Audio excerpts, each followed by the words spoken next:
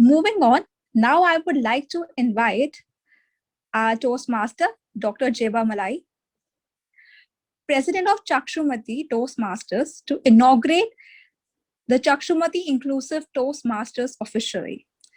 I would also like to request him to talk about the special techniques he has been using throughout to become an influential speaker who is able to capture the soul of his audience. Over to you, sir. Thank you. Thank you very much. Good afternoon to everybody. Learned Professor D.K. Damodaran, my good friend Mr. Ram Kamal, Toastmasters and members of the Gavel Club. I am extremely grateful to the organizers in general and to Mr. Ram Kamal in particular for giving me this unique opportunity to be part of the inaugural ceremony of Chakshumathi Inclusive Toastmasters and Gavel Club. I feel honored. I would like to use this unique opportunity to share with you my experience in and experiments with the task of emerging as a good speaker. I will not say that I am the best speaker, but I somehow managed to emerge as a good speaker from a very bad background. When I was in the school, I was a mediocre. I was not at all interested in studying. I was always fond of eating. In fact, my ultimate aim was to become a servant in a bakery. I should work in a bakery. That was my ambition. I thought if I happened to get an opportunity to work in a bakery, I could pick up everything and eat. Because I was fond of eating, not at all interested in studying. And to be very honest, I was not technically qualified to be promoted from one standard to another standard, first standard to second standard, the third standard. Fortunately, my father was the president of the village and the headmaster was always afraid of my father. So I was promoted every year. So I never failed by virtue of my father's very big power in the village. I want to be very frank here. So I managed to get 30, 35 minimum required for passing in the class. And then when I completed my SSLC, at the time they used to have SSLC in Tamil Nadu, then I was not qualified for admission to science subject in any college for pre-university. Somehow, due to some influence, my father managed to get me admission for that. I was not at all interested in studying there also. Very mediocre. And I still remember the leave letters I wrote to the headmaster when I was in the school. I could not write one grammatically defensible sentence in English. I could not speak properly. I could not read properly. I could not write properly, both in Tamil and English, because I was a mediocre student. So all the leave letters started with, as I am suffering from. This was the only sentence I could write. As I am suffering from, once I wrote like this, as I am suffering from fever, I want the headmaster to take leave. You can imagine the standard of my English at that time. Then during my sister's marriage, I wrote, as I am suffering from my sister's marriage, this time I said, I want to take leave. There was some improvement. I did not ask the headmaster to take leave. I wanted to take leave. So all the leave letters started with, as I am suffering, irrespective of any reason.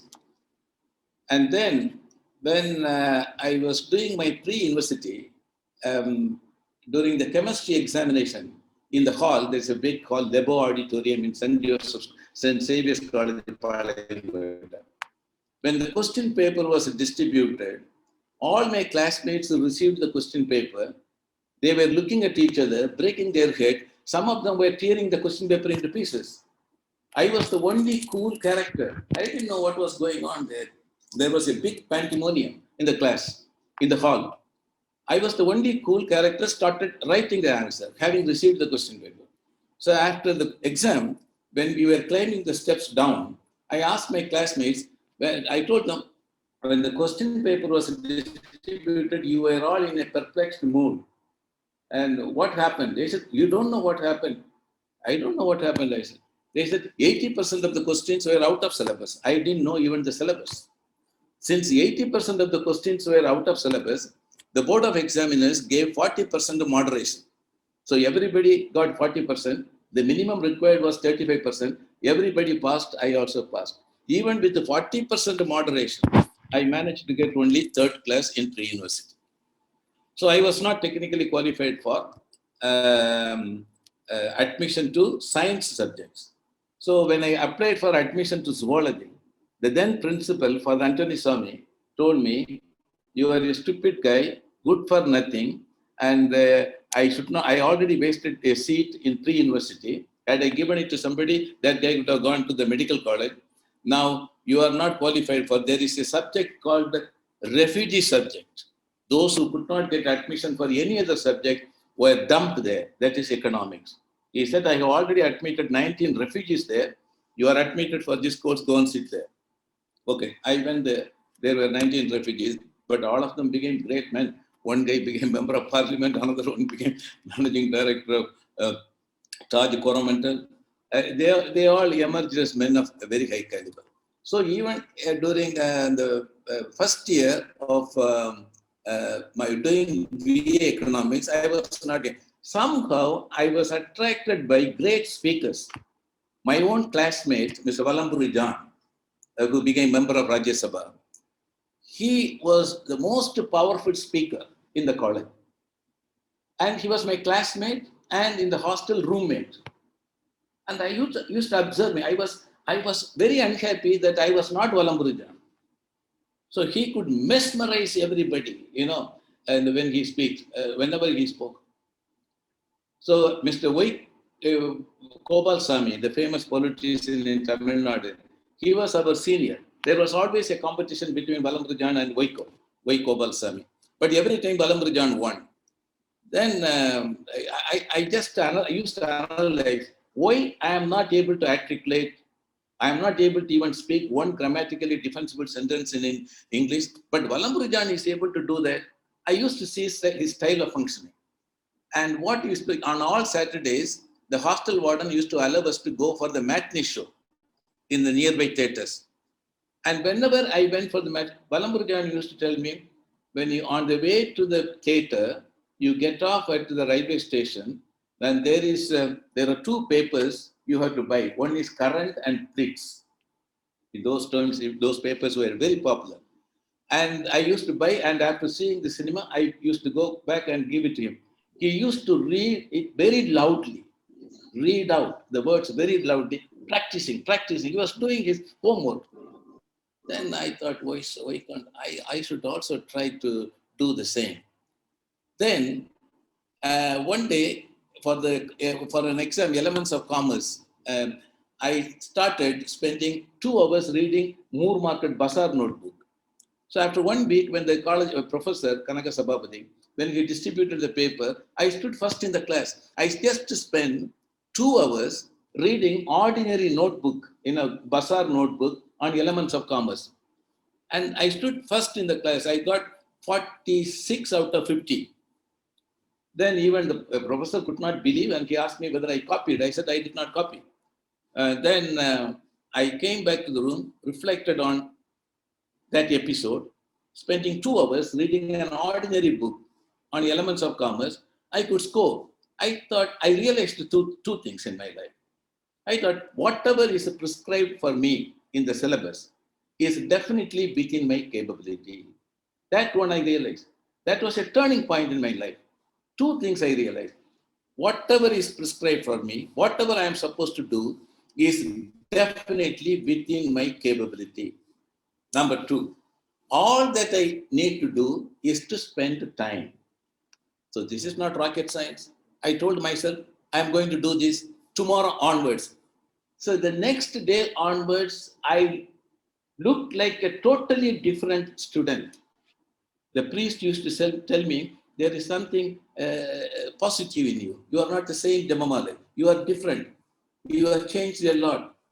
And one father, the then vice principal, Father Oswald, used to tell me very often, Jebamalai, I think something good is happening in you. What I used to do, I thought, okay, hereafter, I will take notes in the class. I used to take notes in my own broken English. At that time, my English was not good. So when I came to the hostel, I used to read the subject using my own broken English. But I understood the subject very well because I wrote it in my language, I read it in my language, so I could comprehend everything. So my challenge was to write it in proper English. How to do that? So in those days, in St. Xavier's College, they used to keep the library open for 24 hours. So I used to go after 4 o'clock and sit and I used to take 4 books on the same subject and manually copy. In those days, you could not cut and paste. Manually copy sentences, paragraphs, and this and that, copying, and preparing essay of my own on each subject taught on that day. Without completing that 5 assignments or 8 assignments, I would not go to bed. I practiced it, and gradually I could see a transformation within me. I was becoming intellectually better off. I was scoring very good marks, and I was commanding high respect among the teachers and students as a serious student. I could see that there was a transformation. All that I did was spending time. Nothing will fall like manna from heaven. You may decide to become a good speaker, but you cannot become a good speaker unless you put in a lot of efforts into that. You have to do your homework. So then one day, one professor who was staying in the campus, professor of English, Professor Albert, in fact, he was the brother of Mr. Valamburajan, he called me, Jebamalai. When somebody calls you by your name, when you are a student, you are overwhelmed. And particularly, a famous professor of English calling me, Jebamalai, come here. I went to him with a lot of fear. He said, I read your composition, not bad. That one sentence, a positive sentence, said by the professor, made a breakthrough in my life. I thought, even Professor Albert is saying my English composition essay is not bad. That further strengthened my confidence. So I became a very good student. I was scoring very. Now, my real challenge was to articulate in English. I could not speak proper English. And on the top of it, I wanted to be a very good speaker. Then I started listening to the speeches made by great leaders, starting with Abraham Lincoln. Abraham Lincoln is one of the best speakers the world ever had. We know that. And I listened to his speech. Then I read about his life. I got a very important message from his life. Abraham Lincoln, at the age of 35, wanted to become a businessman. Miserably failed, lost everything. Then at the age of 41, he wanted to contest for election, wanted to be a senator, miserably failed, defeated. At the age of 52, again he wanted to become a businessman, invested a lot of the family fortune, lost everything. His family was fed up with that, particularly wife. Wife was totally fed up with that. And then at the age of 56, he wanted to be the vice president of US, and his wife was totally convinced that he was mad. His wife took him to a psychiatric doctor for counseling. She thought that something went wrong. It was not normal. And then he was defeated. At the age of 60, he contested for the post of President of America, won. And the moment he assumed office, the first thing what he did was abolition of slavery. And today, America is glorifying him as one of the best presidents the nation ever heard. Look at the life, the perseverance, defeat after defeat after defeat after defeat. But he was totally convinced of his capability. He was totally convinced of his ideological conviction. So he became a great speaker because of convictions. When you have a lot of ideas in your mind, the language will automatically flow. And in order to acquire ideas, you should do a lot of homework. So after finishing my MA, I decided, I got a post as a lecturer in economics in a college, Pioneer Kumaraswamy College in Nagarkovil. I told myself, I will use this opportunity as a great source of emerging as a speaker, good speaker. I told myself, I will not bury my head into notes in front of students. I will teach extempore, without hints, without notes, without reading the book, without reading anything in front of the students. So for each lecture, I did my homework. It's very important. And one of my close friends, Professor Krishnan, told me, I'm surprised. You never take any note. You were not a single piece of paper. You just go there and deliver extempore, and your lecture was highly applauded, highly applauded. And how could you do that? I used to tell him that I do a lot of homework. I used to tell him, see, when you stand in front of the audience, the students were my audience. I used it as a training ground for speech making. Okay, the students were my audience. Then, since I wanted to emerge as a good speaker, that was a golden opportunity for me. I told my friend Krishnan, I do a lot of homework. I told him, see, when you stand in front of the audience, you should have confidence on each sentence you utter in front of them. How will you inculcate that confidence? The confidence will not fall like manna from heaven. In order to inculcate that confidence, you have to do a lot of homework. What did I do? I didn't want to practice my speech in front of the audience. They would leave. You know that. Once a friend of mine had very bad experience. The organizers asked him to speak just for 10 minutes. His speech exceeded beyond 10 minutes, and the people started leaving. When they leave, they don't leave alone. They give non-verbal clues to the friends and relatives, and they leave in group. Everybody left except one guy sitting and listening to him. So he delivered his long lecture, and having delivered the long lecture, he went to that guy and thanked him. He said, "Thank you very much for your profound sense of tolerance. You are sitting and listening to me for more than 1.5 hours. I am grateful to you." He said, "I am the next speaker. That's why I am sitting here. Otherwise, I would have also left." So I didn't want to stand in front of the audience who would leave. So what I did, I started practicing my speech making inside my room. I talked to the walls because walls will not leave the hall. You do that. If you are serious about becoming a great, powerful speaker, you please talk to the walls first. No one will notice. At home, you tell everybody, your parents, that you are normal. Don't take him to a psychiatric hospital. I am just practicing my speech. Everything is normal. Otherwise, your brothers and sisters and the parents may suspect something, and you may be taken to a mental hospital, and where you will tell the doctor that I'm perfectly all right, doctor, don't do anything. They will say that whoever comes here tells the same, and they will start the treatment. You may start with the electric shock. That may induce madness. Okay, don't do it. Tell everybody I'm practicing. Talk to the walls. I used to talk to the walls, and I used to talk to the waves in Kanyakumari. Fortunately, I am from the southern tip of India, which is enveloped by 3 seas: Bay of Bengal, Indian Ocean, and Arabian Sea. And, and I go near the seashore and near the beach and talk to the waves. I got a lot of confidence. Then I also realized that when you address the audience, it is important to spark relevant sense of, a mild sense of, or profound sense of relevant humor. It's very important. For example, I do this. The organizers one day told me that, no, you should not speak for more than 20 minutes. I appreciated it. I started saying that organizers ordered me not to speak for more than 20 minutes.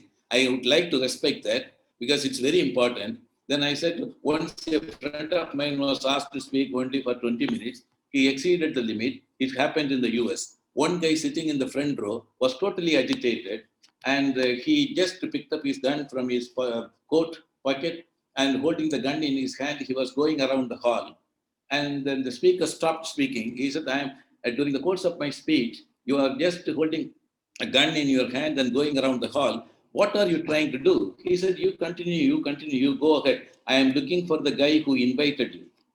So when you crack a joke like this, and there will be a mild sense of humor in the hall, that creates an enabling environment. You can capture them. Then your challenge is to keep the audience under your captivity.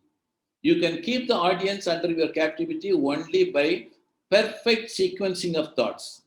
Whatever topic is given to you, today everybody wants everybody to talk about the COVID, the ramifications of COVID.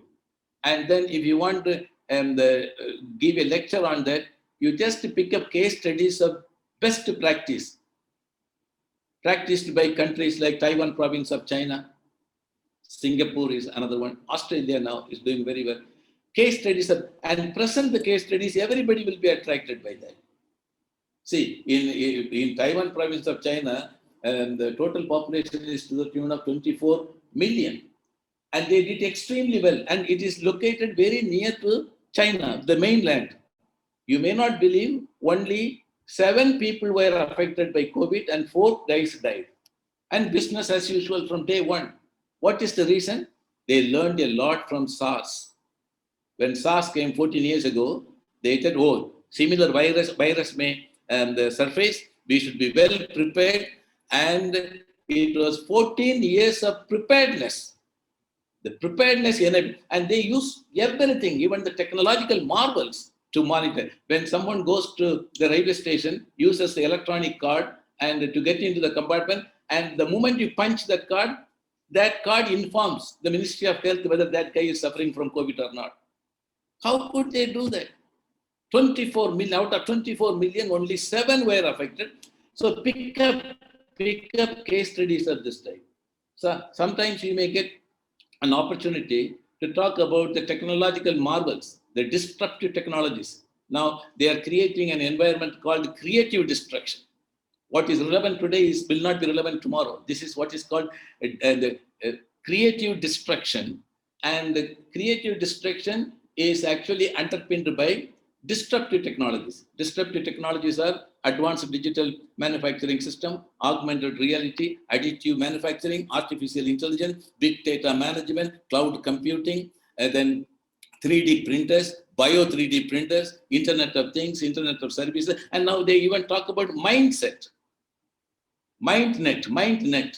That means they will just engrave an impulse, electronic impulse in your brain. You can immediately comprehend what is going on in the mind of another person. I hope that will not happen. That will not see the light of reality.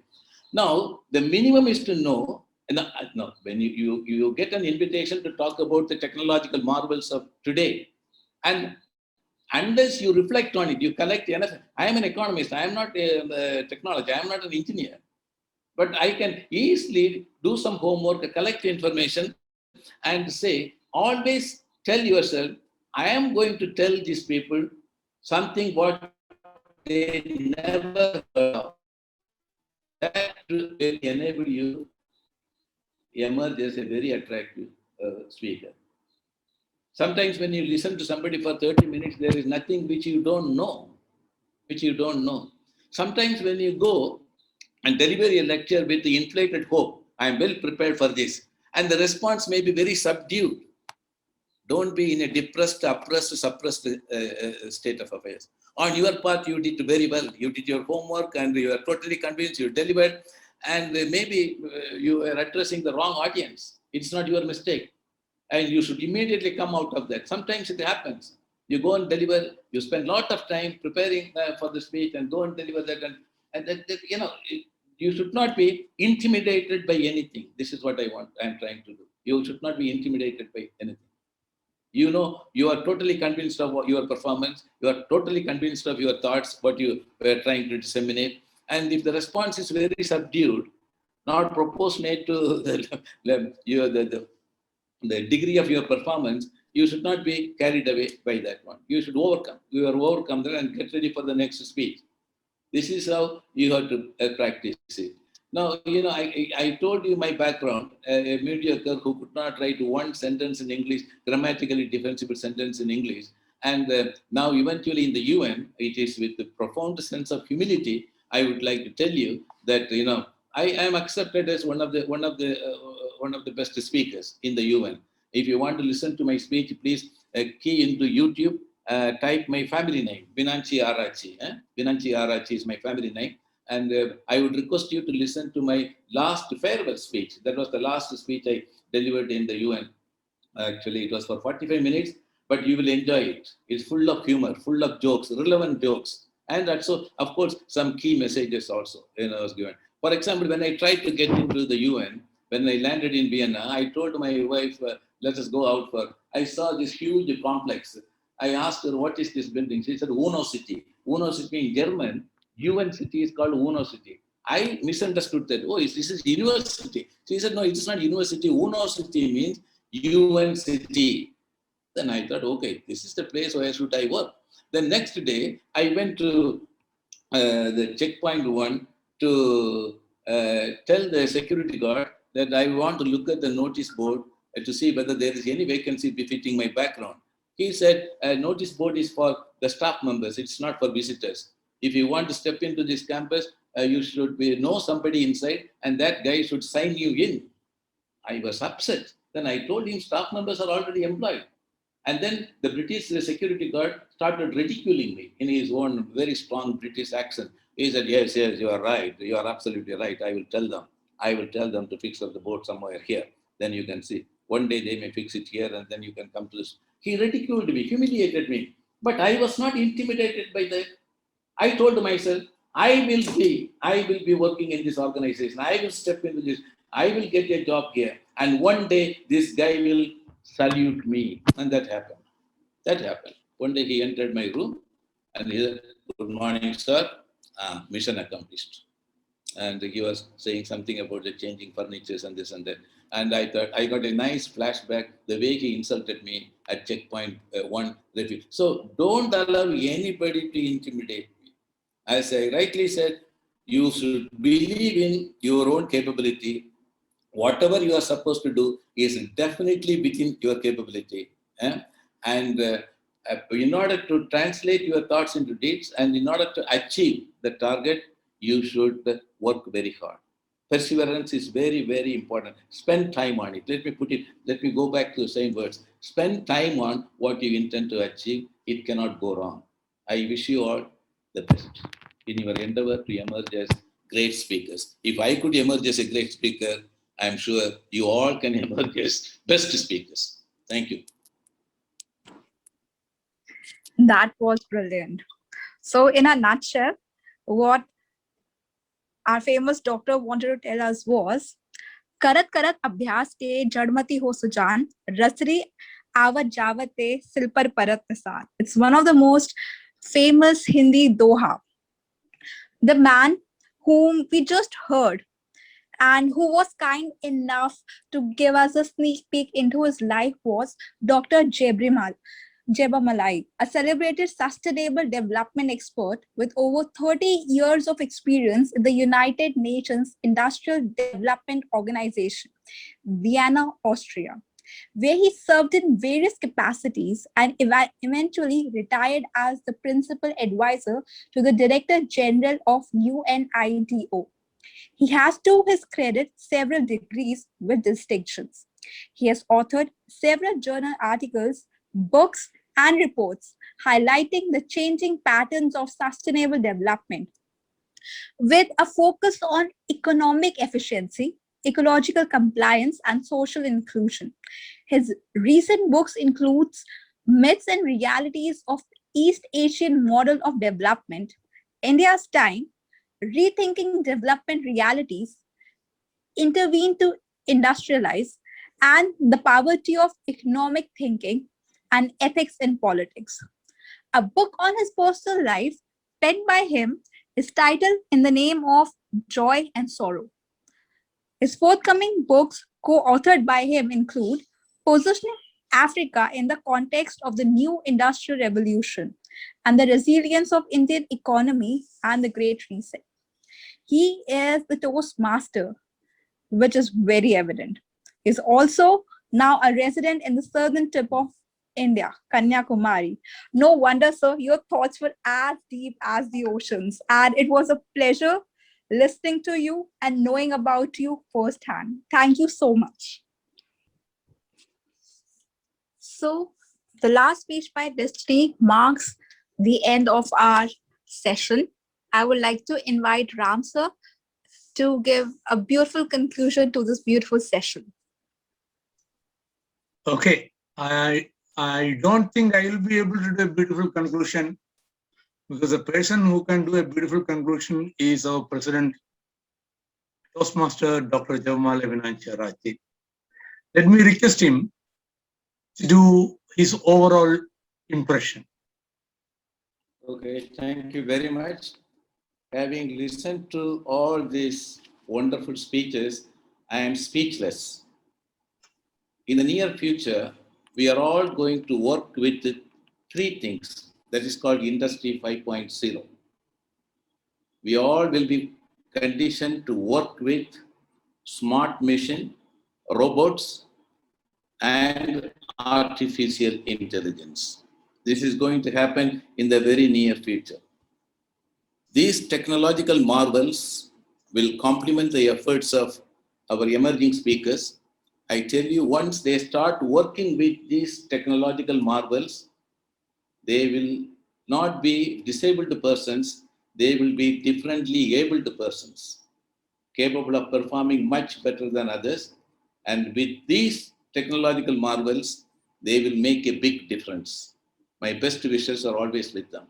And our Chakshumathi Inclusive Toastmasters Health Club and Gavel Club will render timely and adequate help to facilitate all that they want to endeavor to do. One small advice, while trying to emerge as great speakers, please don't try to overdo.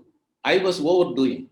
You know, whenever I get invited for speech making while shaving, I used to reflect on the logical sequence of thoughts, anecdotes to be made, a sense of humor to be sparked, and how to start, how to wind up, what should be the key message. In that process, I used to cut my face.